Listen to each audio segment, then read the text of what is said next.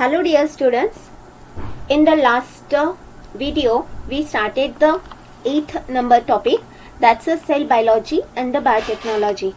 In the last video we already completed about the term cytology, what is mean by the stem cell. Then there is a two type of the stem cell we studied. First one is a embryonic stem cell and the second one is a adult stem cell. Afterward, in the last video, we also concentrate the point that is the organ transplantation and the body donation. The remaining part of this topic, let we see in this video, that is called as the biotechnology.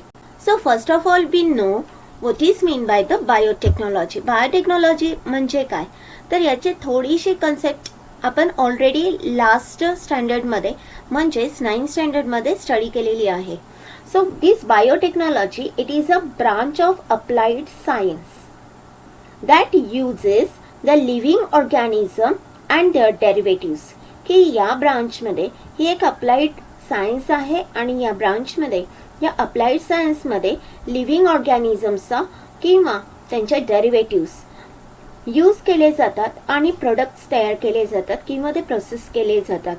This product and the processes features in healthcare, medicine, biofuel and the environmental safety.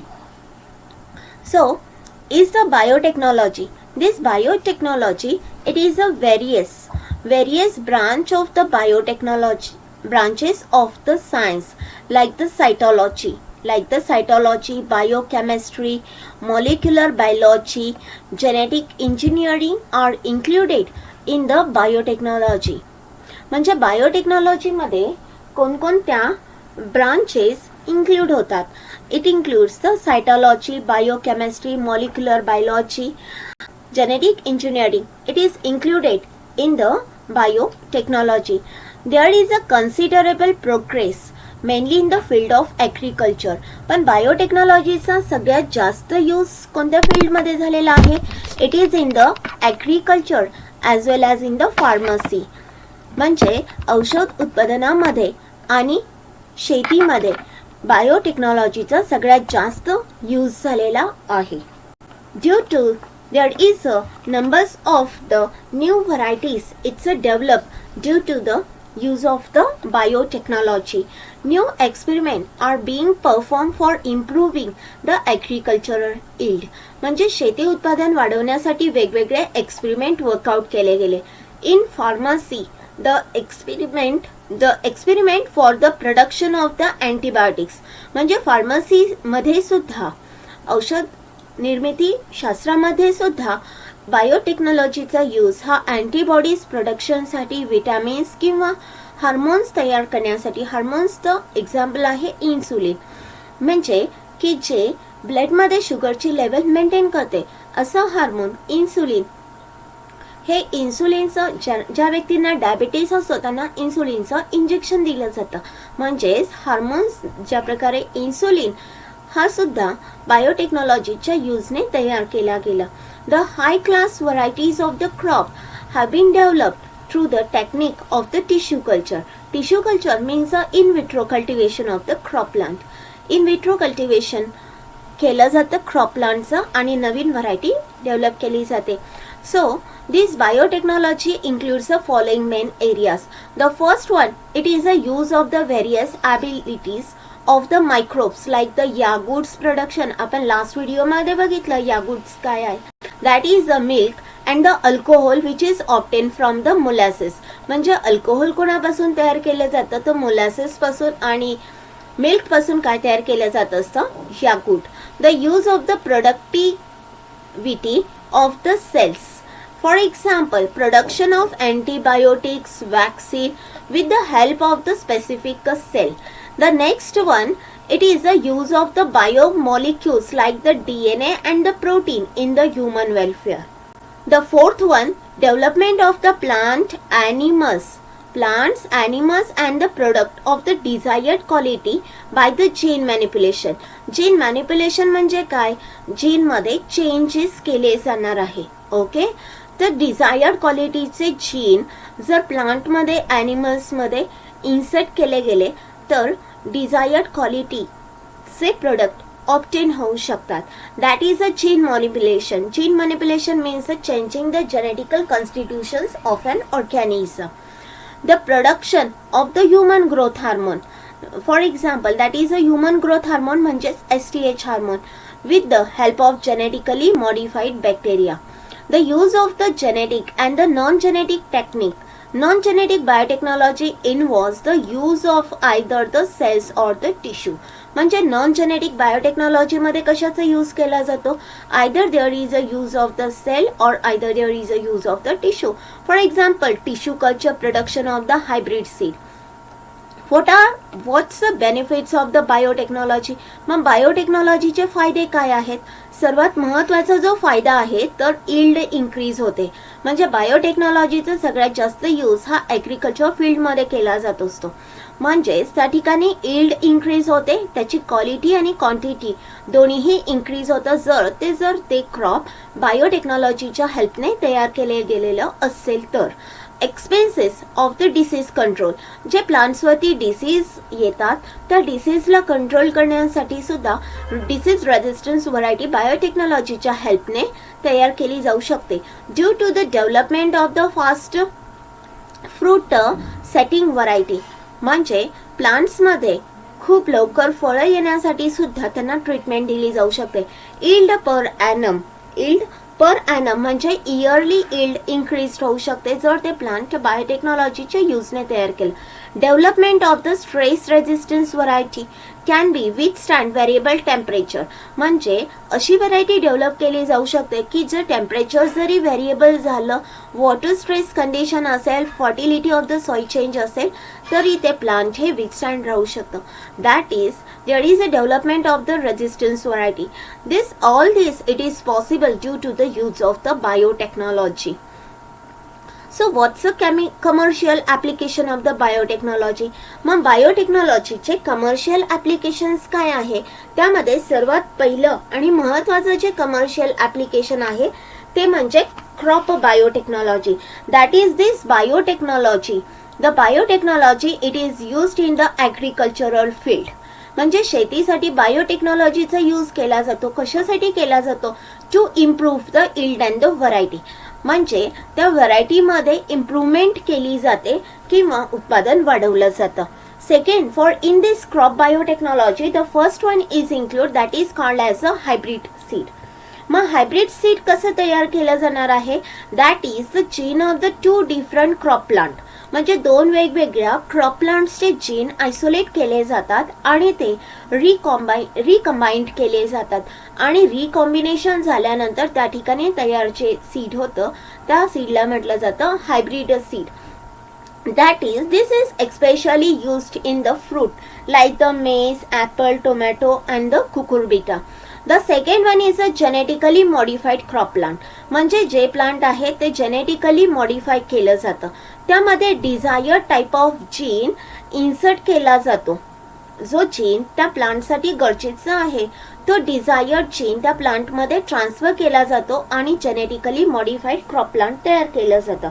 That is the crop develops with the desired characteristic. ते plant आहे ते desired characteristics develop by integrating the foreign gene. म्हणजे जे original genetical कॉन्स्टिट्यूशन्स आहे प्लांटचं त्या प्लांटमध्ये एक दुसरा डिझायर्ड क्वालिटीचा जीन ट्रान्सफर केला जातो. That is a foreign gene with their genome. What's a genome? Genome, it is a haploid sets of the chromosome that is called as the genetically modified crop plant. म्हणजे त्या प्लांटला त्या फॉरेजिन gene insert केल्यामुळे तो कुठे insert केला? That is a haploid sets of chromosome. म्हणजे क्रोमोझोम्समध्ये त्यांच्या genetical constraint जे पॅरेंट प्लांट आहे त्या प्लांटमध्ये फॉरेजिन जीन ट्रान्सफर केला जातो आणि जे प्लांट आपल्याला मिळणार आहे क्रॉप प्लांट त्या प्लांटला म्हटलं जातं genetically modified crop plant. That is a high yielding variety with resistance to the diseases. It's a alkalinity, weeds and the other stresses like the cold and the drought condition. Let me see the example of the genetically modified crop plant. Its example is the BT cotton. What's a BT? BT चा long form काय आहे? BT चा long form B it is stand as the bacillus आणि T it stand as the Thuringiensis. म्हणजे हा जो एक प्रकारचा बॅक्टेरिया आहे, that is the bacillus thuringiensis forms of bacteria. या बॅक्टेरियामधून एक जीन आयसोलेट केला जातो की जो जीन त्या कॉटन प्लांटमध्ये डिसीज रेजिस्टन्स व्हरायटी डेव्हलप करण्यासाठी युजफुल आहे. That is this bacillus thuringiensis gene, it contains the gene and that gene it is integrated with the genome of the cotton plant. It is integrated into the genome of a cotton plant. म्हणजे कापसाच्या झाडामध्ये तो gene transfer केला जातो. Due to this the toxin which is a fatal for the bollworm was produced in the leaves. आणि या bacillus थोरॅन्जिनेसिस मध्ये तो जीन असतो, त्या जीन्समुळे टॉक्सिन्स प्रोड्यूस केला जातो आणि ज्यावेळेस या कॉटनच्या प्लांटवरती लार्वीचं इन्फेक्शन होतं किंवा लार्वी ग्रो व्हायला सुरुवात होते आणि ती लार्वी ज्यावेळेस ते पानं खाणार आहेत त्यावेळेस त्या लार्वीच्या बॉडीमध्ये जी डायजेस्टिव्ह सिस्टीम असणार आहे ती डायजेस्टिव्ह सिस्टीममध्ये ॲक्टिव्ह प्रोटीन फॉर्म होणार आहे आणि ते ॲक्टिव्ह प्रोटीन फॉर्म झाल्यामुळे तिथे टॉक्सिन्स प्रोड्यूस होणार आहे आणि त्या लार्वीचे डायजेस्टिव्ह सिस्टीम ब्लॉक होणार आहे. म्हणजेच ती लार्वी त्या ठिकाणी काय होणार आहे, डेड होणार आहे. That is due to this the toxin which is fatal for the bollworm was produced in the larvae, the ball of the cotton. If the bollworm, if this bollworm, worm म्हणजे अळी, okay, larvae, if the bollworm which is feed on the leaves, the toxin it destroy. मी काय सांगितलं तुम्हाला, ते जे toxins त्या jeans मध्ये होतं, क्रायजीन्स मध्ये होतं, ते टॉक्सिन्स काय करणार आहे, त्या एलिमेंटरी कॅनलला काय करणार आहे, ब्लॉक करणार आहे आणि ती जे लार्वी आहे ती डाय होणार आहे. म्हणजेच त्या कॉटनच्या प्लांटमध्ये लार्वीचं इन्फेक्शन होणार नाही.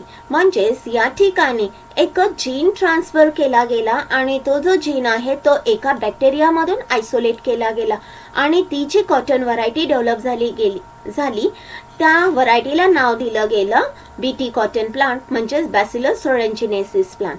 The second one is a BT brinjal. So what is a BT brinjal? That is a brinjal variety. It's a developed by using the gene. It is isolated from the Bacillus thuringiensis.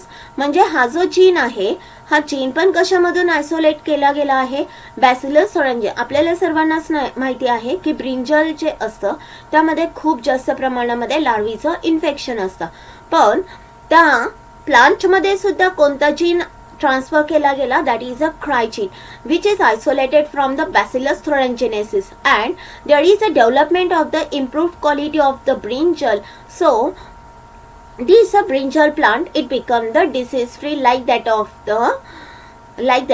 the cotton plant. The next one is the golden rice. This golden rice it is also the genetically modified crop plant. That is the gene it is synthesized. तो gene काय तयार करणार आहे, vitamin A तयार करणार. All of you know the vitamin A, it is a beta carotene and this gene which is responsible for the synthesis of the vitamin A and this gene it is inserted it into the rice. So as compared to the normal variety, the variety which is developed by using this gene that is contains a 23 times more carotene as compared to the normal variety. So this is also asked in the exam. Next one is a herbicide resistance plant. So what is this herbicide resistance plant? The weeds always affects the growth of the main crop. Weeds म्हणजे काय की गवत, okay, की जे शेतामध्ये येतं आणि जर ते गवत शेतामध्ये जास्त वाढलं तर काय होणार आहे, आपलं जे मेन प्लांटचं उत्पादन आहे ते कमी होणार आहे. The weeds always affects the growth of the main crop plant. If the herbicides it is use to destroy the weeds. पण जर हे हर्बिसाइड्स वीड्सला डिस्ट्रॉय करण्यासाठी वापरलं गेलं तर काय होणार आहे, if the herbicides it is use to destroy the weeds, it is affects the main crop plant. Due to this the herbicide, the tolerant plant variety of the crop are being developed. मग herbicides जर use केलं गेलं तर काय होणार आहे, जे plant variety develop होणार आहे ती व्यवस्थित डेव्हलप होणार आहे. The herbicide tolerant plant variety of the crops are being developed. Due to this it has become possible to selectively destroy these weeds. The next one, it's a biofertilizers. So what is this biofertilizer? It is again the one of the important concept. That's a biofertilizer. Due to this, the use of the biofertilizer. जर बायोफर्टिलायझरचा use शेतामध्ये किंवा फील्डमध्ये जर जास्त प्रमाणात झाला तर chemical फर्टिलायझर्सचा use केला जाऊ शकत नाही. कारण का तर बायोफर्टिलायझर्सच्या यूजने उत्पादन हे इन्क्रीज होत असं, यील्ड इन्क्रीज होत असते. Due to the use of the biofertiliser instead of using the chemical fertilizer, the nitrogen fixation and the phosphate, the solubilization ability of the plant is increased. त्या प्लांटची solubilization ability काय होणार आहे? increased होणार आहे. That is mainly the bacteria. मग पण बायोफर्टिलायझर्स मध्ये कोणत्या बॅक्टेरियाचा यूज केला जातो? For example rhizobium. Rhizobium which is mostly observed in the root nodules in the leguminous plant. म्हणजे जे आपण ग्राउंडनट्स असं म्हणतो. ओके, ग्राउंडनट म्हणजे ज्याला मराठीमध्ये भुईमुगाची शेंग असं म्हटलं जातं. त्या ग्राउंडनट्स प्लांटमध्ये जे रूट्स असतात त्या रूट्सला रूट नोड्यूल्स असतात आणि त्या रूट नोड्यूल्समध्ये असतात हे रायझोबियम बॅक्टेरिया. रायझोबियम बॅक्टेरिया काय करणार आहे तर हा बायोफर्टिलायझर्स म्हणून यूज केला जातो. That is this rhizobium bacteria, it is having the ability to absorb the atmospheric nitrogen. Atmosphere मध्ये जो नायट्रोजन असतो तो absorb करण्याची ability ह्या rhizobium bacteria मध्ये आहे. The second one, it's a Azotobacter. Nostoc, that is a blue-green algae. Anabaena, that is, it is present in the plant. That is a plant like the azolla. Azolla काय आहे तर एक प्रकारचा टेरिडोफायटिक plant आहे. आपण last year मध्ये kingdom Plantae study केलेला आहे आणि त्या किंगडम प्लांटी मध्ये आपण टेरिडोफाइटचा रेफरन्स स्टडी केलेला आहे. That is a plant like the azolla. It is also use as a biofertiliser. Azolla हे जे प्लांट्स आहे हे पाण्यामध्ये असतो. Okay, it is mostly observed in the rice fielding.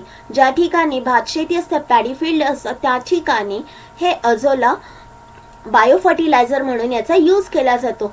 What is a significant role this, why there is a use of this azolla plant? त्या azolla plant मध्ये आहे nostoc, that is a blue green algae. And this blue green algae it is having the ability to absorb the atmospheric nitrogen and converts it into the nitrate and the nitrite, so that there is increasing the yield of that crop plant. The genetic improvement of the plant has become possible due to the tissue culture, and besides those characteristics inherited to the next generation. जे आपण improved variety plants develop केले आहे तेच characteristic from transfer होणार आहे next generation मध्ये. Okay, I think so all of you understand this commercial application of the biotechnology. That is a first application we studied. It is called as a crop biotechnology. In the next video, we studied about the animal husbandry. Thanks for watching my video. Stay tuned to my channel. Thank you.